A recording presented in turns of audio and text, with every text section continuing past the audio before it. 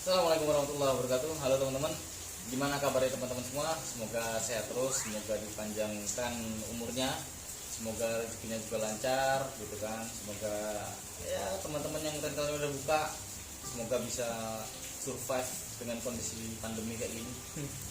Oke teman-teman, di video kali ini saya mau ngasih tahu ya, sedikit, nggak banyak ya. Kenapa kompor yang bagian T-nya ini ya, nah ini bagian T-nya ini kenapa kok bisa lonjong, padahal ketika teman-teman pertama beli itu bundar ya, simetris dan gampang untuk dibuka bagian bunganya ini ya. Nah di sini saya mau ngasih tahu kenapa ini kok bisa lonjong. Oke, simak terus.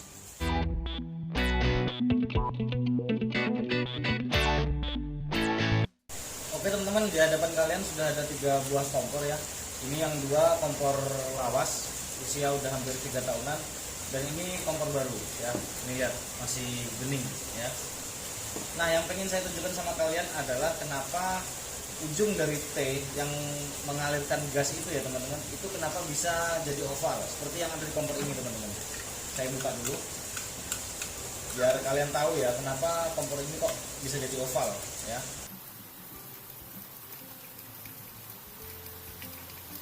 Nah, ini kalian lihat ya. Ini ujung tempat untuk mengaliri gas ya.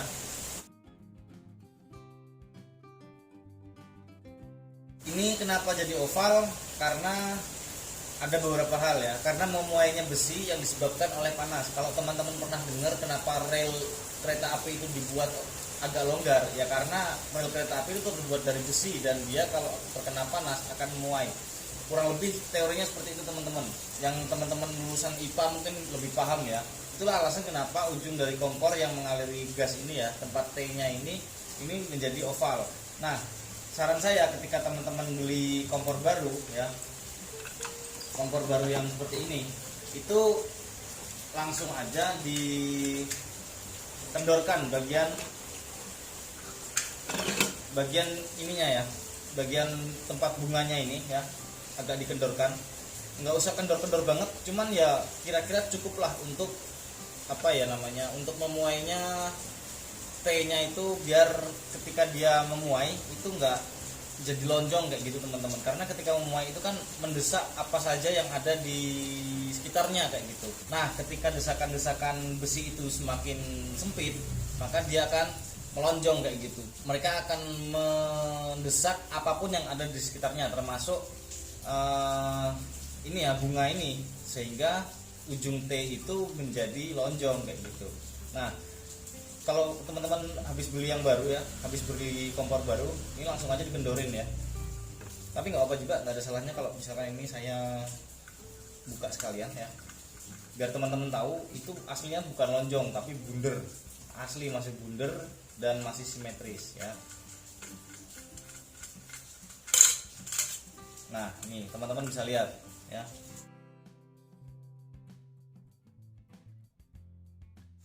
ini masih bundar dan masih simetris. Bandingkan dengan yang tadi ya, yang tadi itu delonjong karena sifat memuai besi tadi ya teman-teman. Nah ini kita tutup lagi, kita rapatkan, nggak perlu sampai kenceng-kenceng banget, pokoknya ya masih bisa diputar lah ya. Nah segini cukup.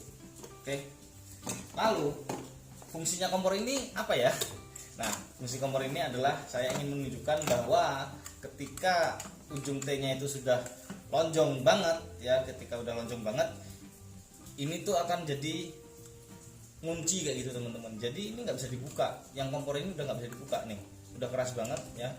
Jadi ketika udah keras gini, mau nggak mau ketika nanti kompor ini ada kerusakan, harus mengorbankan T ya. T-nya itu mau nggak mau harus saya patahkan biar bisa membuka bagian dalamnya lagi gitu kan.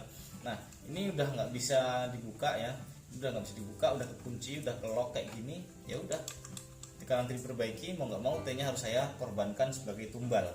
Nah yang ini untuk kompor yang ini ya, yang masih bisa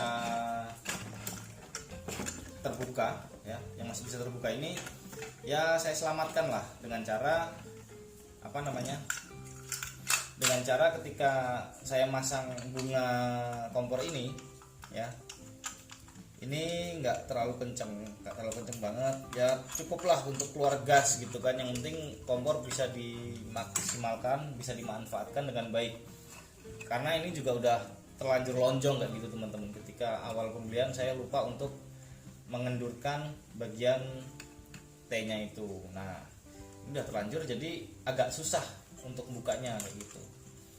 Tapi ketika dia udah terlanjur lonjong banget dan sampai ngelok, ya udah, jadi kompornya itu mau nggak mau ketika nanti diperbaiki harus dirusak dengan cara dipatahkan lehernya ya.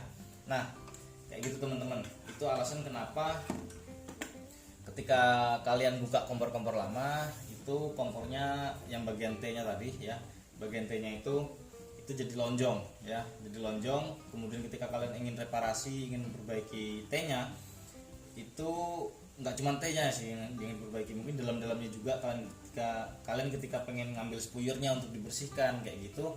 Nah itu harus membuka bagian T-nya. Ketika T-nya itu nggak bisa dibuka, ya udah kalian harus menumbalkan T-nya untuk dijadikan korban kayak gitu ya. Otomatis kompornya nggak bisa nyala juga, kompornya nggak bisa diperbaiki kayak gitu teman-teman. Nah ini mumpung kompor baru ya, jadi dikendorkan dikit ya. Bagi teman-teman yang punya kompor baru, ini dikendorkan dikit biar ada apa ya, biar ketika T-nya itu memuai, ketika T-nya itu menghantarkan panas, itu desak-desakannya itu enggak terlalu membuat dia menjadi lonjong kayak gitu ya. Hitung-hitung juga memperpanjang usia kompor ya, biar nggak terjadi kayak gini. Kompor yang ini udah nggak bisa dibuka ya. Nah itu teman-teman, semoga bermanfaat tips ini. Oke teman-teman, itu tadi caranya bagaimana mengantisipasi ya, biar tempat untuk mengaliri gas itu biar nggak jadi lonjong. Sekali lagi saya ulangi, kenapa kompor yang bagian T-nya itu jadi lonjong, karena di sana terjadi pemuaian,